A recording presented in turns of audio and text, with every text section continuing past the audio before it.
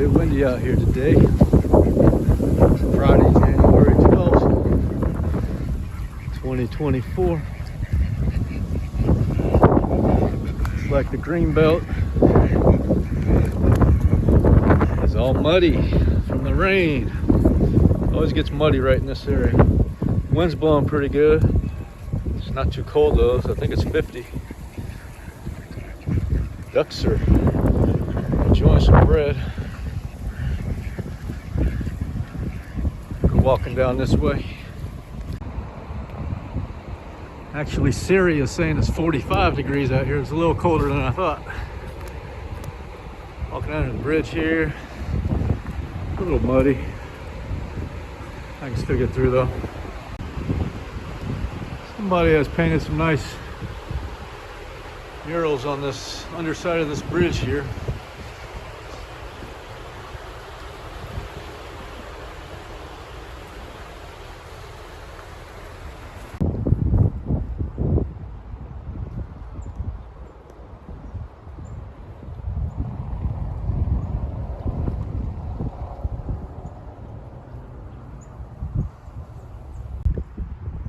Carolina chickadee over there.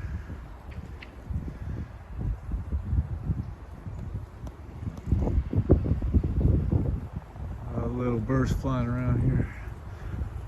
This wooden bridge over here by Starbucks.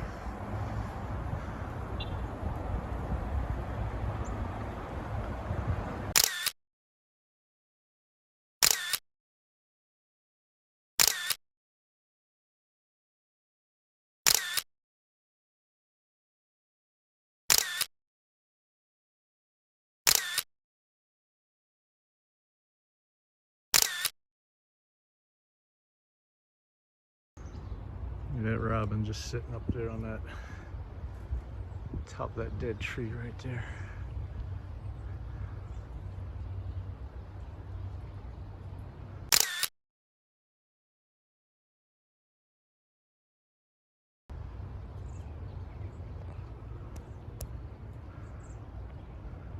And today's got a really weird feel to it. I don't know why. It's like overcast sky and windy. There's a lot of birds out here. It's really quiet though. I can't explain it. It just feels weird today.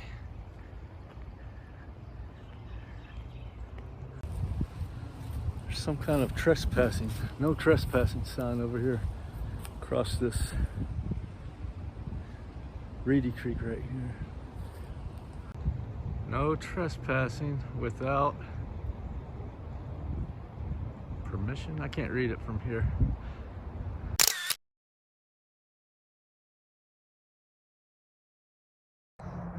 There's the Boys and Girls Club, and up there is a new Chipotle they built.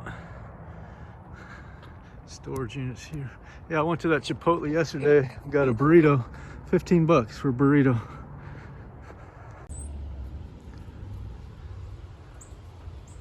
A lot of bird activity out here today.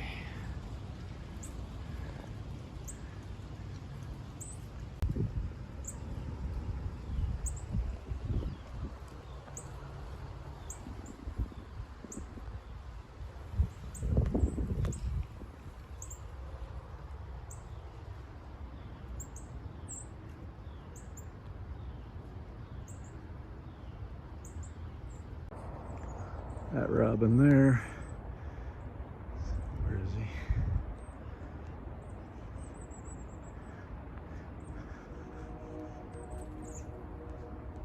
He just flew away. I got some pictures of him though. He's sat there for quite a while.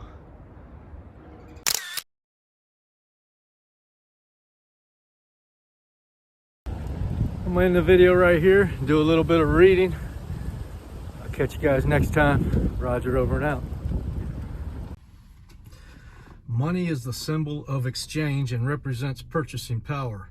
He who is anxious to acquire financial wealth, as well as he who wishes to avoid debt, must study how to apportion his expenditure in accordance with his income, so as to leave a margin of ever-increasing working capital, or to have a little store ready in hand for any emergency. Money spent in thoughtless expenditure And worthless pleasures or harmful luxuries is money wasted and power destroyed. For, although a limited and subordinate power, the means and capacity for legitimate and virtuous purchase is nevertheless a power, and one that enters largely into the details of our everyday life.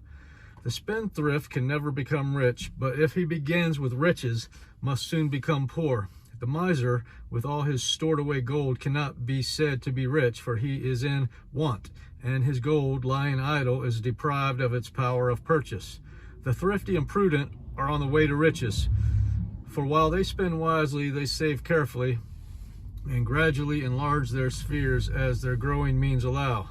The poor man who is to become rich must begin at the bottom, and must not wish nor try to appear affluent by attempting something far beyond his means. There is always plenty of room and scope at the bottom, and it is a safe place from which to begin, as there is nothing below and everything above. Many a young businessman comes at once to grief by swagger and display, which he foolishly imagines are necessary to success, but which, deceiving no one but himself, lead quickly to ruin. A modest and true beginning in any sphere will better ensure success than an exaggerated advertisement of one's standing and importance. The smaller the capital, the smaller should be the sphere of operations. Capital and scope are hand in glove, and they should fit. Concentrate your capital within the circle of its working power, and however circumscribed that circle may be, it will continue to widen and extend as the gathering momentum of power presses for expression. Above all, take care always to avoid the two extremes of parsimony and prodigality. Food represents life, vitality, both physical and mental strength. There is a middle way in eating and drinking, as in all else. The man who is to achieve prosperity must be well nourished, but not overfed. The man that starves his body, whether through miserliness or asceticism, both forms of false economy, diminishes his mental energy and renders his body too enfeebled to be the instrument for any strong achievement. Such a man courts sickly mindedness, a condition conducive only to failure. The glutton, however, destroys himself by excess. His bestialized body becomes a stored-up reservoir of poisons, which attracts disease and corruption, while his mind becomes more and more brutalized and confused, and therefore more incapable. Gluttony is one of the lowest and most animal vices, and is obnoxious to all who pursue a moderate course. The best workers and most successful men are they who are most moderate in eating and drinking. By taking enough nourishment, but not too much, they attain the maximum physical and mental fitness. Beings thus well equipped by moderation, they are enabled to vigorously and joyfully fight the battle of life.